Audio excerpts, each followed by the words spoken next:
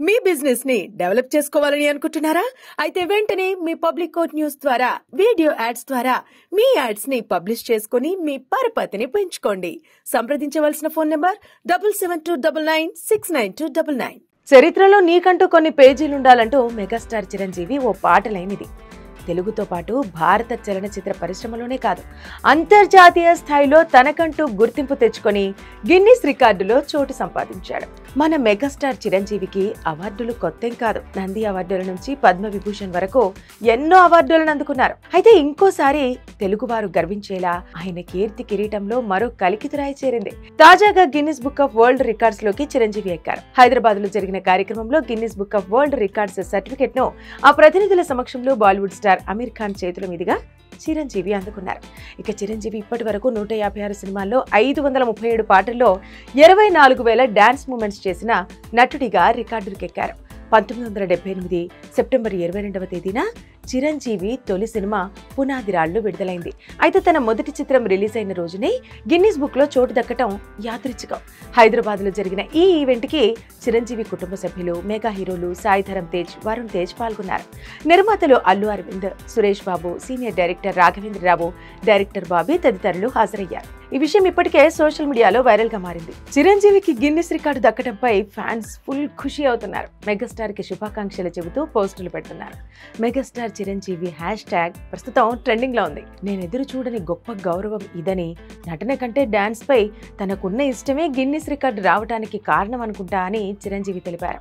Dance అనేది తనకు extra qualification అని, కొరియోగ్రాఫర్స్ వల్ల కూడా తన డాన్స్ లకు క్రేజ్ పెరిగిందని, డాన్స్ కి అవార్డు వచ్చినందుకు సంతోషమని, అవార్డు అందుకున్నాక చిరంజీవి సంతోషం వ్యక్తం చేశారు. ఇక ఈ ఏడాది మొదట్లో దేశ 2వ అత్యున్నత పౌర పురస్కారం పద్మ విభూషణ్ ని చిరంజీవి అందుకున్నారు. కొణిదెల శివశంకర వరప్రసాద్ అలియాస్ చిరంజీవి 3.5 దశాబ్దాలుగా తెలుగు తెరను మకుటం లేని మహారాజుగా ఏలుతున్న పేరు. కృషి, పట్టుదల, ప్రతిభ వంటి ఎంతటి సామాన్యుడైనా అసాధారణ స్థాయికి చేరుకోవచ్చని నిరూపించిన వ్యక్తి మన చిరంజీవి.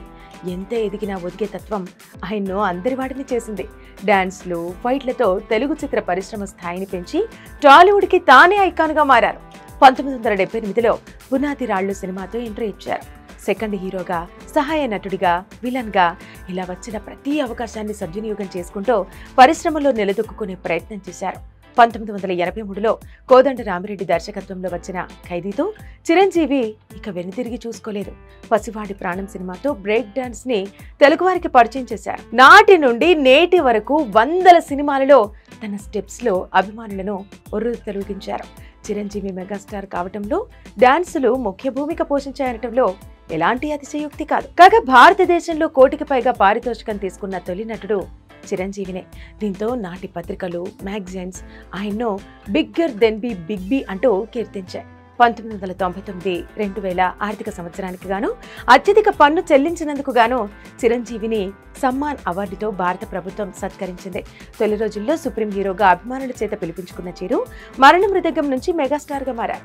ప్రపంచ ప్రఖ్యాత ఆస్కార్ వేడుకల్లో అతిథిగా పాల్గొనే ఆహ్వానం అందుకున్న తొలి దక్షిణ భారత నటుడు చిరంజీవి.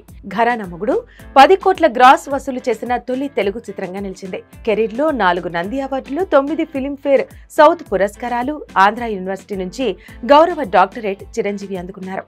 సినీ రంగానికి అందించిన సేవలకు గాను దేశ అత్యున్నత పురస్కారాలైన పద్మభూషణ్, పద్మ విభూషణ్లతో మెగాస్టార్ ను గౌరవించింది భారత ప్రభుత్వం.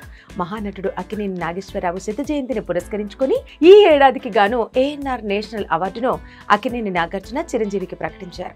తనను ఇంతటి వాడిని చేసిన సమాజానికి ఎంతో కొంత తిరిగివ్వాలనే ఉద్దేశంతో బ్లడ్ బ్యాంక్, ఐ బ్యాంకులతో పాటు రాజకీయాల్లోకి వచ్చి తనకు చేతనైనంతలో ప్రజాసేవ చేశారు.